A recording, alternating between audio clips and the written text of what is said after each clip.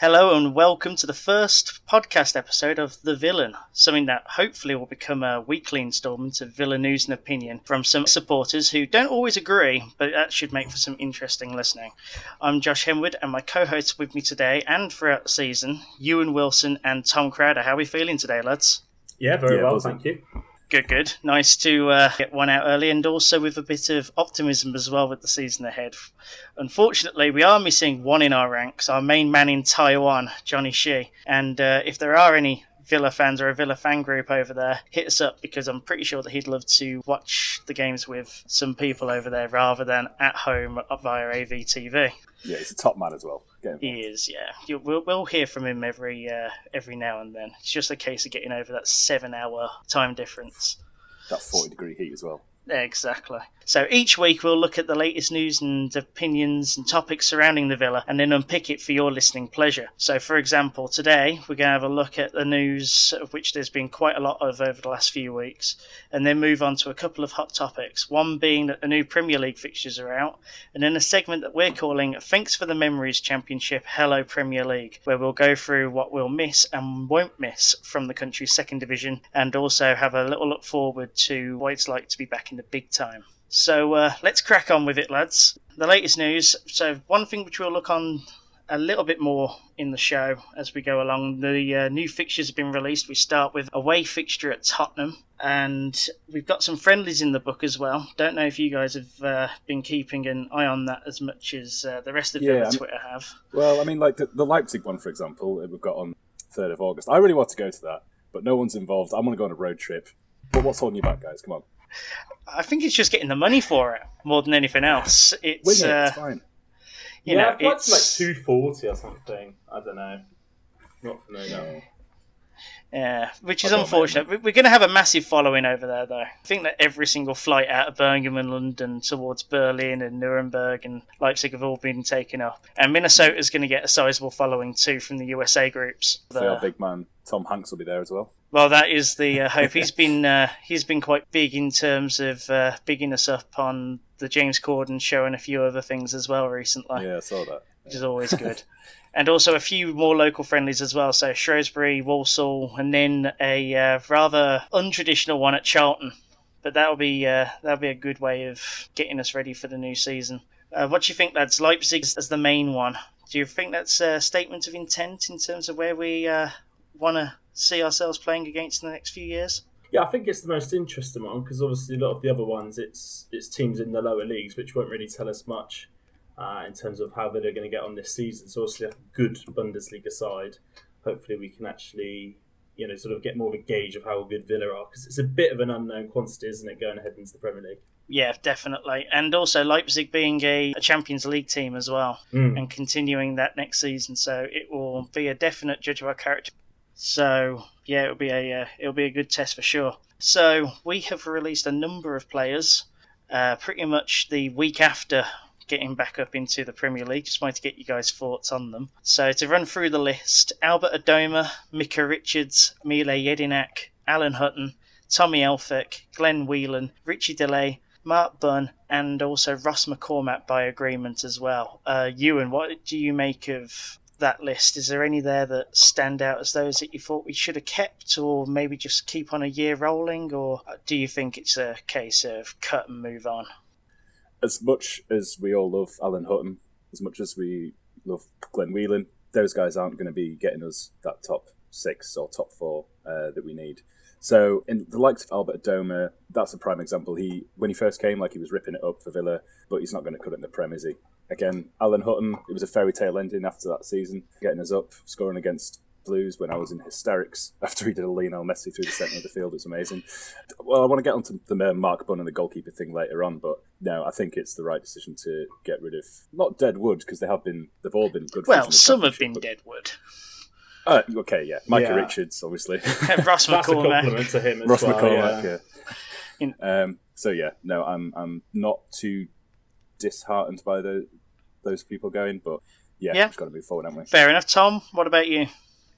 I think all Villa fans are in agreement. I think they all need to go. I mean, I've seen Hutton's link with Wigan, which it tells it all really, doesn't it? I mean, I think they're that calibre of player. Adoma, he tracked back, he worked hard, but he didn't really even threaten most championship defences, to be honest. So you've got to get him gone. I'm not even going to bother with Richards. I'm not bothered with McCormack. Anyway, that's just a complete waste of money, isn't it?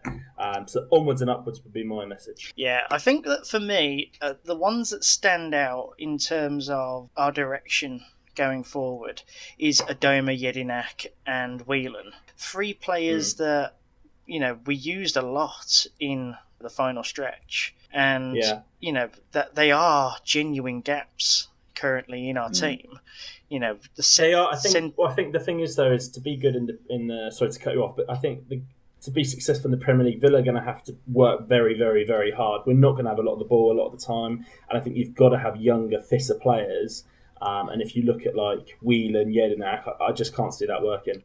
Oh, definitely. It was more of a case of, do you keep them on, for example, a year rolling for a relatively cheap money deal and keep them on the bench? Because, we might not be able to recruit as many as we're hoping to. Is it a case of keeping a couple on the books just as insurance? But obviously they've got they know what they're doing. They've got their plans, their tactics, and they're going forward with it. And it is, as you say, it's a sign of positivity. I think that shows you more than anything, actually, the kind of positivity that there is in our recruitment team at the moment. So while there are things there that a fair few Villa fans have brought up, they've brought up Jedinak and Whelan in particular, but as you guys rightly say, it's a sign of intent and it's a sign of showing that we need certain players to make the leap into the big time. So jumping on from that, straight to the new signings. Now, considering this is the first one that we've done of this, there's quite a few to run through. I'm going to do them more in chronological order than anything else. So first of all, Jota coming in from Small Heath over the road, £2 million plus Gary Gardner, plays on the right wing mainly, I believe. What are you guys' thoughts? He looks an absolute steal to me. When I was looking at some footage of him, he could dribble, he seems to be able to whip in a decent ball. And for £2 million plus Gary Gardner, very, very happy with that. What about you, Tom? Yeah, I think he's. I think for the price you've paid, you wouldn't want to be paying any more than that. But for the price you've paid, he's good enough. I don't think he's going to be starting. I think it's one of those squad players. But he's certainly better than the players that we've let go, so that's good. Oh yeah, he's not going to be taking over El Ghazi or Grealish or any of them, is he? But my question here is, how much did we rate Gary Gardner at? If Jota's there at $2 million, how much did Gary Gardner sweeten the deal here? Because for them, remember, and also this is obviously in what was, a very inexperienced Birmingham City side. Gary Gardner was probably one of their best players. So is it actually the case that Gary Gardner is probably worth $2 million to the Blues? I don't know. I think, possibly. It seems odd. Maybe it's more that I think Gardner, you do get a bit of industry with him, and maybe you're not getting that of Jota. So maybe that's why they've gone for him. But I certainly think Villa got the better end of that deal. Yeah. Yeah, 100% agree. 100% agree. Oh, I think that we're all in agreement on that, and I think that Gary Monk's also in agreement on that as well. Yeah, I'm sure he is. Yeah. As he, of course, looks for another job now and will probably make his way over to Derby and then relegate the Blues in May. Oh, imagine that. Absolute scenes. It'd be bloody brilliant. Moving on, not too long after Jota or Hotta was signed, El Ghazi returned from Lille to rejoin us for €4.5 million, according to Lequit. It was part of the buy clause that was in his loan agreement, and he will rejoin the side for that would probably work out to be about £4 million. What do we think of that? Oh, I think that's brilliant, to be honest. I think he's fantastic. He was obviously fasting for Ramadan, and then he ate, didn't he, before the playoff final. So to be honest, I think he's a good player, and I think for that money, you can't say no to that at all. Yeah, we had to sign him through the playoffs as well. As you said, Tommy was amazing. Even to commit to breaking his fast, that just shows how much he cares about Villa as well. So also, I saw the highlights reel of his goals, and some of them were absolute crackers. The one against Baggies, and there was another one. I forget who it was against. It was his left-footed finish early on in the season from outside the box, but he's got a lovely strike on him as well. No, you're going to have me reeling through Villa's tweets over the last few weeks. He's on the edge of the box, and it's a left-footed finish. I can picture it in my head. I just can't think of who it was. Yeah, I don't know. Anyway. Excellent. But and for £4 million, I think that's a steal. Absolutely. I think he'll be able to hold his own as well. I think it took him a while to acclimatise to the physicality of the championship. And I think that's something that Steve Bruce originally was stating when, he had to try and find his legs. I also don't think that he fitted that well in Bruce's style of play, of which you can see as soon as Dean Smith came in and he used El Ghazi in a much more proactive wing play style attack.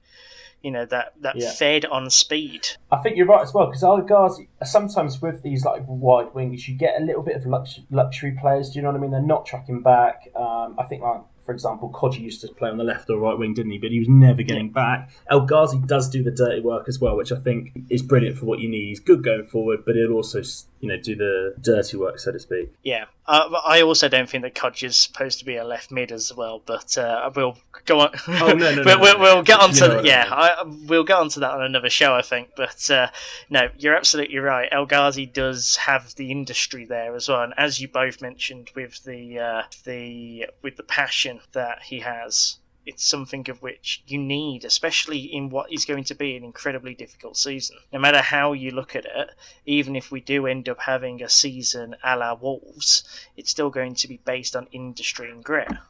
So, moving on to the next one. So, this one's not actually signed, sealed, and in the book yet, but Big Wes, or Wesley Moraes, from Club Brugge, for a record fee of 22 million plus add-ons. 22 years old, 17 goals last year, and is the holder of the Belgian Goldene Schoen, so the gold shoe. Good pronunciation. You've practiced that. Yes, I know. You've practiced that. Well, Dutch. Why not? It's better than the French pronunciation. I didn't want to pick you up on it. Well, if I'm going to agree to do these sort of shows, I'm going to have to at least try the other languages. But yeah, fair enough. I mean, you guys have seen tape on him. I've seen tape on him as well. He played a few Champions League games as well last season. Didn't look terribly out of place. Looks a big fella with physicality, but also is able to. It seems that his best talent is to break the offside trap, and get the through balls into the box. He'll see a through ball, get into the box, and then finish it off. I mean, what do you guys think? I think that this could be a make or break sort of signing, where if it goes well, it goes really well and Benteke-esque, but if it goes badly, it's Ross McCormack and looks terrible for even more money. Yeah, I think you're spot on. I think the thing I like, well, let's be honest, none of us had heard of him 2 weeks ago. But I think there was a lot of thing with like Tammy Abraham. Like, a lot of people were thankful for the job he did. I know 26 goals, but I think a lot of people, there's still those doubts about whether he would do it in the Premier League. And we're like, do you know what I mean? I don't know how confident we'd feel going into the season with Tammy up front. I know it sounds silly to say, but do you know what? A lot of goals at home and a lot of like penalties and stuff as well. So maybe it made him. I know stats don't lie, but I wasn't always completely sold that Tammy would be worth the money. So I really like, this guy. But I think he looks big and strong, which is the main thing. And I was reading earlier, he's had quite an interesting story, hasn't he, coming into football? So hopefully he's not like a prima donna or anything. He's going to roll his sleeves up and sort of get stuck in a bit as well. I've not read that. What was it? I've been waiting for it. So apparently when he had a child at 15 and then another one at 16. And then he was like working in a factory in Brazil. And then he moved to Belgium. So I think he's had quite a bit of a not like the kind of life of Riley that some of the players probably from you. Yeah. So this comes from the story that was in the Times about a week ago, where it said that his dad had died when he was quite young, about 12. Then at 15, 16, he'd had did you say a couple of children by then? Yeah. Yeah, 15 and 16. Right. Yeah. So by 16, he's got 2 kids. He's working in a factory in Brazil, takes up football at 16, and then Yeah, Wow, takes up really? football at 16, and now he's primed to be in the Premier League. I'm very cautious not to say that he's a Premier League player yet, because he still needs to pass the work permit. He still needs to get his work permit in, of which... That's going to be peak Villa that's turned down, isn't well, it? if you remember, it's not exactly that long ago. It's not exactly that long ago that we had work permit problems. Brad Guzan, for example, failed his work permit the first time around. Yeah, because isn't it a certain amount of international appearances you need, or something like that? Yeah, there is a point system. There is a point system. It's based on a number of different things for Prem players. One is he coming from a league that is one of the top leagues go around. The other is, has he played in any big competition? So the Champions League would tick that box. Is he in the top quarter percentile of transfer fees brought into the league? So at 22 to 25 million, you could make a case for that. And then it goes on from there. So people at the club are positive that it will get through, and they definitely wouldn't have put out something on the Villa site if they weren't positive, but it's not done yet. Apparently he's in the country at the moment, awaiting news on that, and then to do his medical. So hopefully we'll hear within the week, indeed. So next one up, another loanee returning to us, Courtney Hauser. We bought the house. Indeed, our house, and we can now say it's our house. £3 million from Wolves. Again, it was a buy clause that we had with Wolverhampton Wanderers. We ponied up the dough. We brought him in. Nice and steady centre-back for that price. I'm not exactly... Yeah. It's not one that's going to, cause shockwaves, but it just shows a nice bit of business and strength in depth. Yeah, and I think with Mings still uncertain, Axel Tuanzebe unlikely to come back as well, then we definitely had to get him signed up, didn't we? Because other than that, we've got Chester. Effectively, if you actually look at our team at the moment, we have a lot of gaps. People are saying that this is going to be an incredibly exciting season, this, that, and the other. We need to wait for the work to be done before we can even assess as to where we are. Some people are saying that we'll do a Wolves and go straight into the Europa League, and some are saying that we're going straight back down. I would just like to keep my mouth shut until at least late July, early August, because, there's so much work to do in the market. And again, with strikers as well, we'll get, hopefully get Wesley. Big Wes. But aside from that, we've got Codger. But I feel like we will need to bring in another backup. Well, it depends as to what we do with Scott Hogan as well. Now he's come back to us, and there are rumours linking him to a number of different clubs. Bristol City, for example, are thinking about bringing him on. So, there's a number of things there. Again, though, would Hogan be big enough for Prem, though? You know what I mean? No, I don't think he's anywhere near good enough for that. But then... So that's why I still think we need another, not necessarily a massive signing, but like a decent signing up front as well. But as you say, there's still plenty of time. Still got another 6 weeks or so till the... and something that I will say about that sort of line of thinking is that not every single one of them needs to be Premier League ready or ready to battle it out 90 minutes week in, week out. If you think about some of the players that are in some of the squads, they are literally there as depth players to run out for 10, 15 minutes. You think about some of the players that we had when we were in the Prem. It's... When we got relegated? Absolutely, but it does show as to what some people called Premier League ready at that time. So there is a bit of toing and froing as to what's called players like Hogan. I agree with you. I don't think that he is good enough to be a starting player in the Prem, but he could definitely come off the bench and score a goal or two. Yeah, fair enough. Yeah. It's okay. We're allowed to argue and be derisive on this show. That's what it's all about. It'd be boring if we just agreed. No, I think you're right there. We're not going to have... you do need your odd... There's going to be a few players in this squad that people are a bit unsure about, that's for sure, because obviously, we're the new boys in the Premier League, aren't we? We're going to have to rely on your Scott Hogans, etc. at some point as well. And also, finally, on the signings front, one of which was always one of ours anyway, but we've extended his deal. Jed Steer has now doubled his money. With a new contract over 4 years, he will now be earning £20,000 a week, according to sources. I think it's deserved. I think that it opens up a lot of questions in terms of the goalkeeping hunt. We're linked with Butland, we're linked with Heaton, we're linked with every goalkeeper that you can think of under the sun at the moment. But this definitely throws a lot of things into the water. I don't know what you guys think about it, as to whether or not he should have got a new deal despite what he did for us towards the end of the season.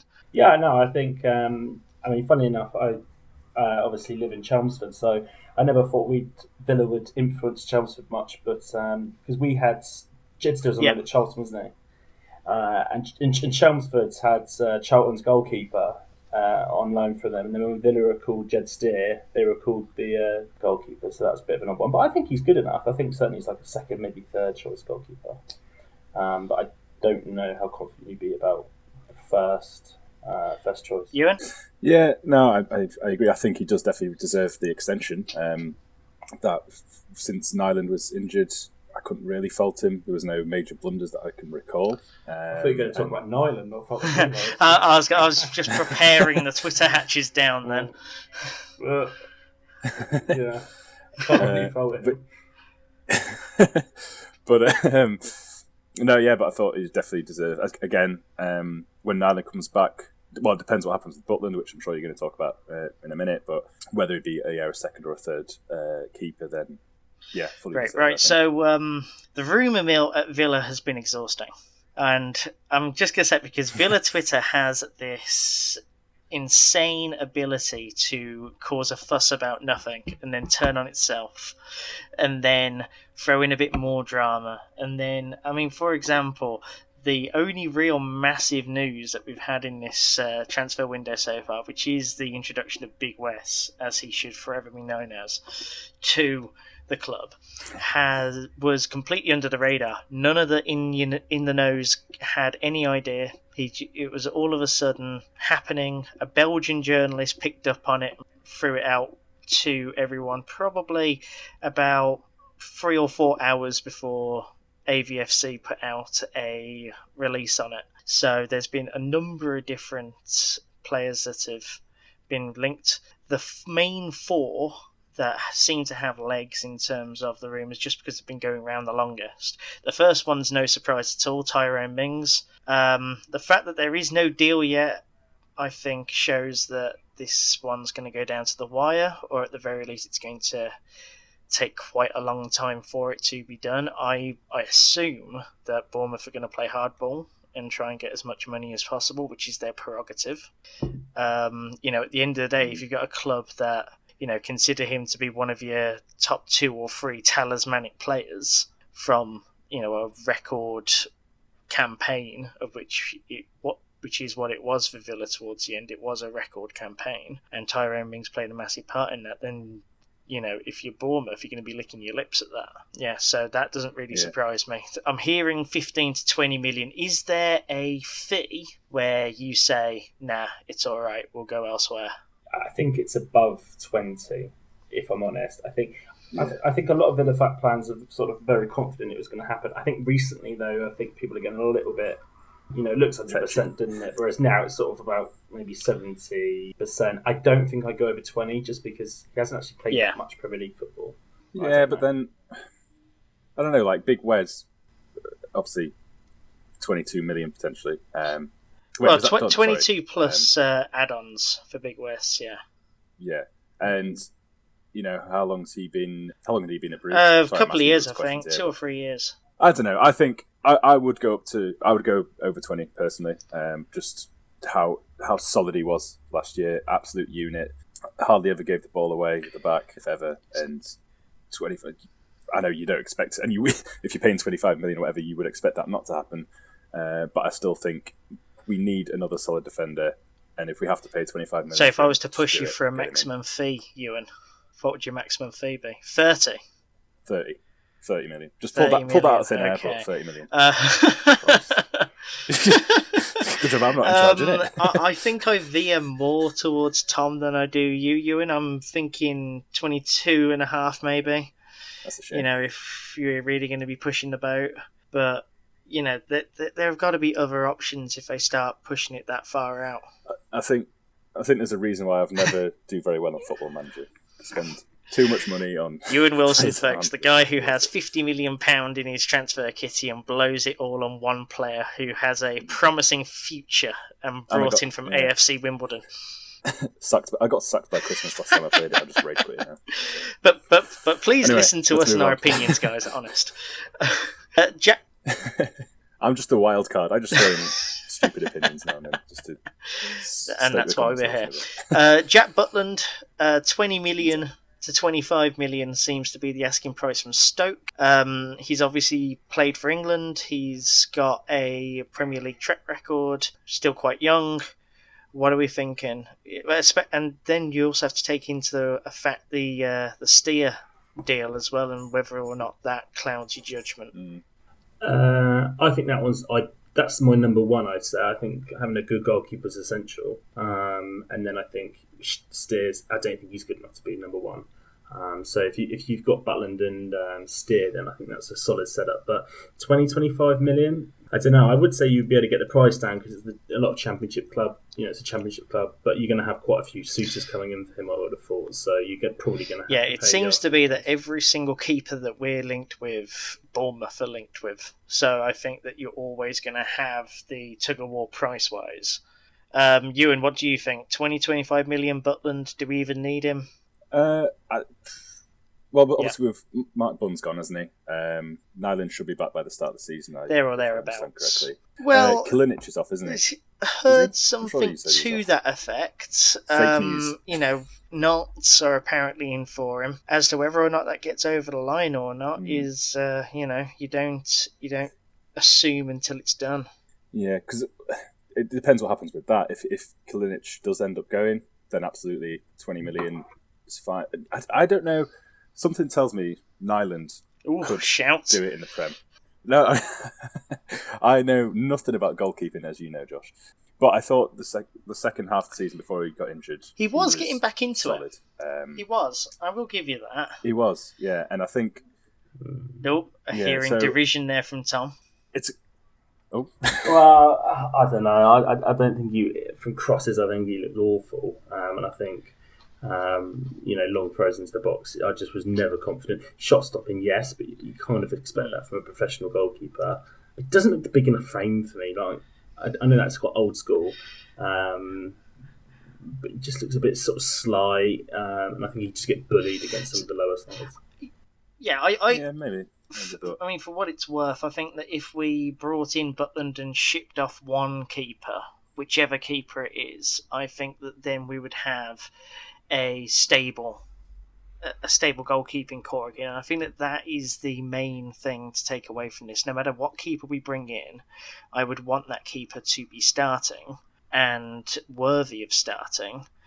And then after that point, we shouldn't have to address the goalkeeping question again for a long time. I think that before we got relegated, we never really had these questions.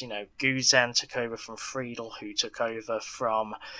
that we did have a little bit of a turbulent point there, but then before then, Thomas Sorensen, David James, Mark Bosnich, we've always had and then Nigel Spink, we've always had quite stable goalkeeping cores, of which I think is essential at this level.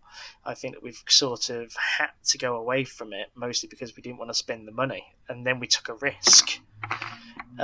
We took a risk with Newland, and we've taken a risk with Kalinic. So it's an interesting point of the off-season to be once again dipping into the keeping market, but this should be able to draw a line under it one way or another. So moving on, I'm going to try and get through these last two in one go. Couple of CDMs that we've been linked with. One being Calvin Phillips from Leeds, and the other, and this is another awesome name, and also from Club Brugge, Marvellous Akamba. Both linked at around 20 million. Marvellous has played in the Champions League. Calvin Phillips made a massive name for himself at Leeds this year, and I think that the Leeds fans see him the same way that we see Grealish. So I don't think that one's got the legs. I mean, that is silly money, isn't it? Like 20 million on 15 to 20 million on Calvin Phillips. I mean, I don't know. Let's switch it round though. If I told you last season that Fulham were in for Jack Grealish at 20 million, what would you say? That's a relevant question. But that's the question that Leeds. That's pretty much what Leeds are doing to us at the moment. They're pretty much reversing that question onto us. I think he's a very important part of their side. Okay, I take that point. The thing with Marvellous Akamba, fantastic name. That is a lot for. So again, I don't need to know a lot, but I don't know much about him. But having seen a few clips of him as well, there weren't very many. I saw one of him scoring an absolute rocket. On the other clips, there was a few decent tackles, but there was nothing outrageous. And if we're going to compare the 20 million with Jack Grealish and Calvin Phillips, I know it is different because it's how much it's worth to each club. It just seems very expensive, especially when, again, maybe I'm comparing this to how cheap we got McGinn, how cheap we've got Jota, and El Ghazi as well. £4 million or thereabouts. £20 million for someone who I see not necessarily as well established. Again, I could be talking absolute nonsense, it's likely, but that's my opinion. Yeah, Tom, why it's an expensive price tag. I think Phillips is a really good player. I mean, obviously he's never played in the Premier League, so that's another thing. But I just don't think Leeds are going to let him go. And I think with these kind of things, you're kind of not relying on it's a horrible thing to do, but you kind of want to unsettle them a little bit and then hope that they sort of have a word in the club's ear and say, look, I do want to go. I don't think he's going to do that. So therefore, do you see what I mean? Leeds don't have to sell. I don't think he's going to be pushing for the move at all, so I don't think that's going to go over the line at all. Unless Villa play silly money, which we're not going to do. So I think that one's dead in the water. I think Marvellous, though, I think that's got a lot more legs to it. But again, it's one of those. It's the same as what we were saying earlier about Wesley. Yeah. Right, I tell you what, let's move away from transfers because we're going to be bogged down in transfers for weeks.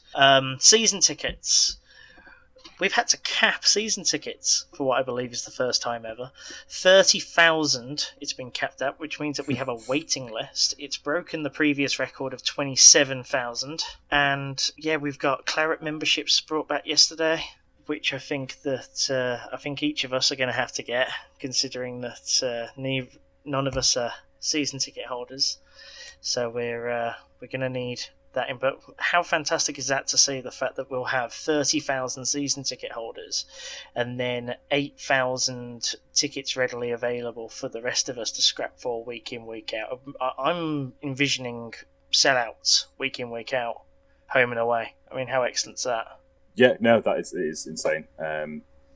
It's amazing. First time. That's the first time ever we've had to put a cap on season tickets. That is insane. And again, that Claret membership, in a way, it's. I don't know. What are your opinions on that? Obviously, at 35 quid, it's not exactly loads of money, and you're not guaranteed. Would you be guaranteed with that 35 quid to get? Basically, you're in front of the general sale queue. So I think that if you're savvy about when the tickets go on sale, I think that you'd be all but guaranteed to get a ticket. Yeah, and so it's more like 25 £10 quid. voucher as well, so it's effectively only 25 quid. So if you, it's worth it, isn't it? Yeah, and other clubs do it. Many of the big clubs, especially, have different colour schemes. Gold, silver, bronze schemes. So with different priority windows and that sort of thing. Final bit of news, just looking at the fan consultation group meeting. So Purslow has told us that FFP has been passed by the EFL with no issues, which means that all those rumours were dead in the water. The fact that we rushed the Hotter deal in before the end of the EFL season is testament enough to that. So I think that we're all fine on that. That's obviously subject to an audit, but I think that by adding an extra 2 million to that potential issue shows that there's no issue at all. The transfer policy wasn't spoken on all that much, just that the recruitment team is all in agreement that we need to play with Smith's style of play. We are getting at Villa Park new big screens and a improved PA system. So that will be something interesting. We are going full big time at Villa Park. Yeah, that's good. That'll be good for especially next season with VAR. Yes, we get to see the replays as well with VAR as well. Be bigger screens than that. How mad is it that we'll be able to, and places like Anfield won't? Anfield is one of the places that don't have a screen. We're a big club, aren't Yeah, so that'll be quite a fun development. In terms of Villa Park developments, there's no plans for it yet, but I'm pretty sure that if we keep selling out at 42,000 a week, they're going to have to end up expanding at some point. And that's pretty much everything of note in terms of that. So I'm going to jump straight into the first little segment, just a quick look at the fixtures, because obviously that came out last week to a lot of fanfare. Does the Prem feel more real to you guys now that we've got the fixtures out? No, not really. I mean, I think it can work both ways when the fixture list comes out. Personally, I don't get hyped about it. There's still 2 months, or however long it is until the actual season kicks off. We've still got all the transfer window to come. Okay, we know where we're going to be on what dates, but it's fair enough. Tom? I kind of get the hype. I mean, it's a long summer, isn't it, between it? So anything that you can talk about us, I guess. I think it's a really nice fixture list though for Villa, because actually we were speaking about it earlier, weren't we? In terms of there's not like a massive backlog of like City away, United away, Arsenal at home, or anything like that. So it's relatively spread out, which is quite nice. And I think it's quite nice to start away to Tottenham as well, because the first game's always a bit, no one's hit their stride, have they? We might. Yeah, that's actually a good way of thinking about it. I hadn't thought about that. A number of fans, myself included, are getting a little miffed at the fact that we are. We're away first game again, and we seem to get away fixtures first quite a lot. But that's actually a good way of looking at it. It's almost like a freebie in effect. And I think that the away supporters as well are liking it because of the fact it's a new stadium. They're going to the new Tottenham Stadium first game in. It's a real representation of welcome back. This is what we've been doing whilst you've been gone. Catch up. And imagine if we go there and smash them 3-0. How amazing would that be? Very, very good indeed.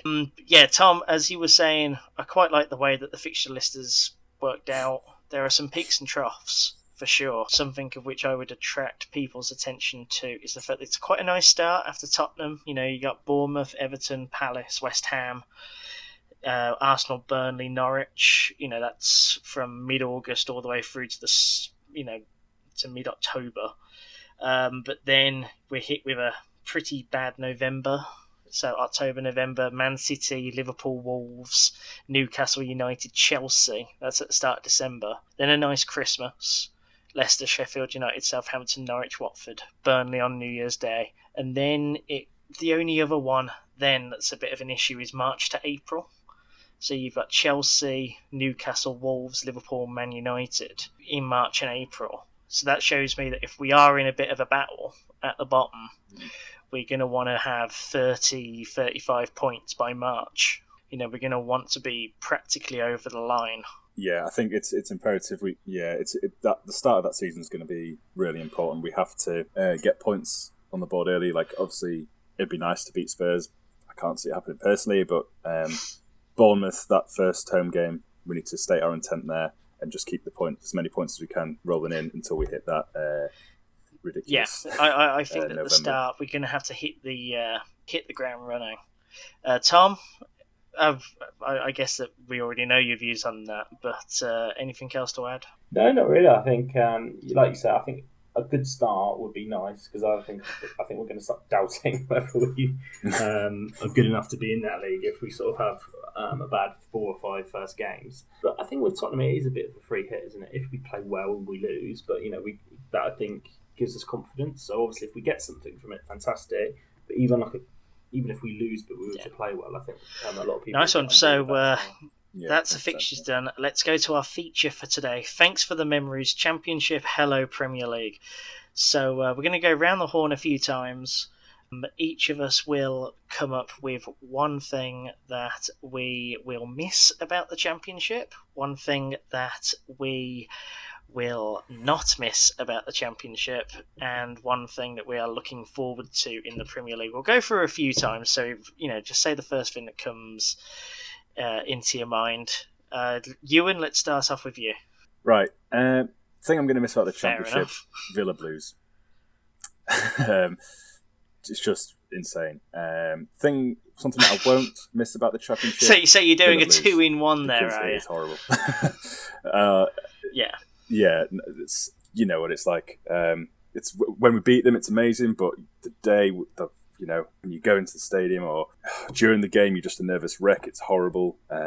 So that's why I'm going to miss it, but also not. And I'm just going to look forward to taking it to the big boys again. As I said, hopefully we can stay up or finish well in the first season back. And if within 3, 4, 5 years or so we can be pushing for that top 5, 6, 4, then brilliant. But I'm just looking forward to going to your Anfields, going to your Old Trafford. Yeah, no, I mean it's quite interesting that you put Villa and Blues in the thing you'll miss and won't miss. That's the same with me as well, because last Thursday the fixture list came out, and I know that a lot of people, especially on Villa Twit, were there going, looking to see where the Villa Blues game is. Oh wait, not there. But there was a twinge of disappointment because it's one of the first things I look out for. First game of the season, last game of the season, Boxing Day, and Villa Blues.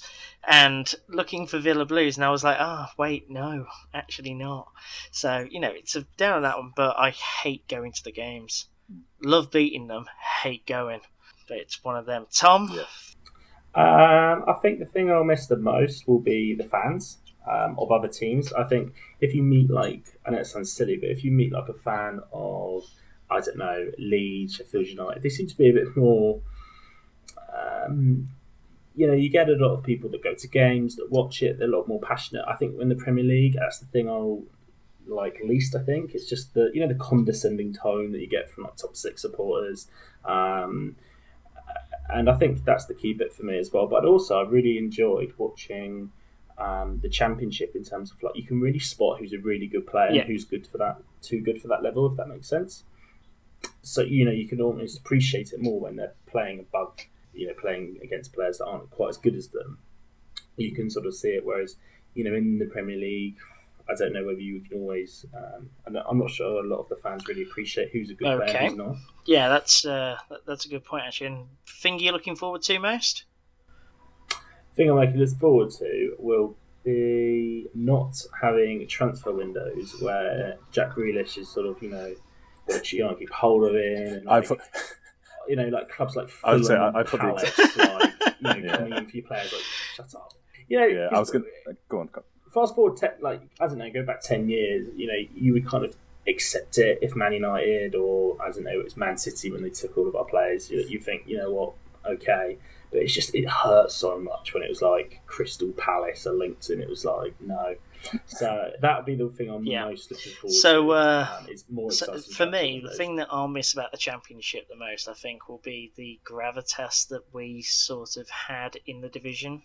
I know that sounds like a pretty condescending thing to say almost to other teams, but I enjoyed being able to watch a game and the onus be on us. It was coming to Villa Park, it was the histories behind us. There is an almost romance with Villa, of which I think that we'll get lost by the commercialisation and the sheer need to win at all costs that the Premier League brings. There is a sense of the romance dying a bit, and you get that a lot in terms of, for example, the way that the TV fixtures are done.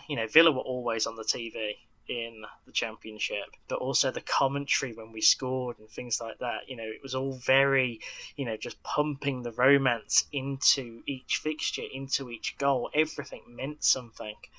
I think that in the Prem we're going to see a number of times where, there are almost dead rubber situations, or, that it all just seems too clinical. So I'm hoping it doesn't end up being too clinical, but that's one of the things I'm looking out for. In terms of the things that I won't miss, the officiating. The difference in standards between the Prem and the Championship is insane.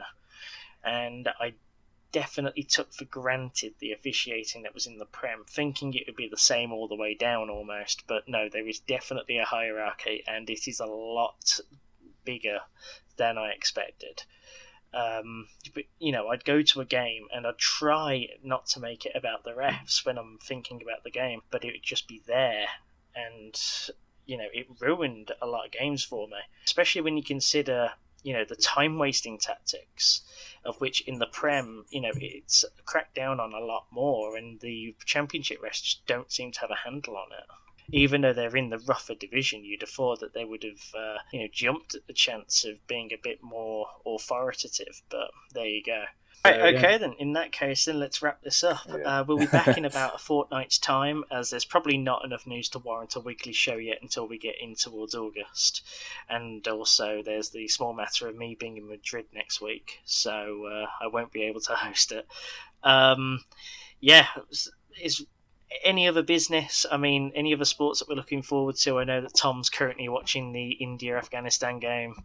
Got the Women's World Cup on. Currently, we've crashed out the Euros, but I was just wanted to give a bit of a shout out to the Women's World Cup. It's been amazing. I don't know what you guys. It's I know finally you guys getting the recognition it deserves. I think we're finally getting to a place where women's football is getting enough of a shout definitely. in mainstream media, and I think it's about time. I'm going to go to a few Villa women's games next season.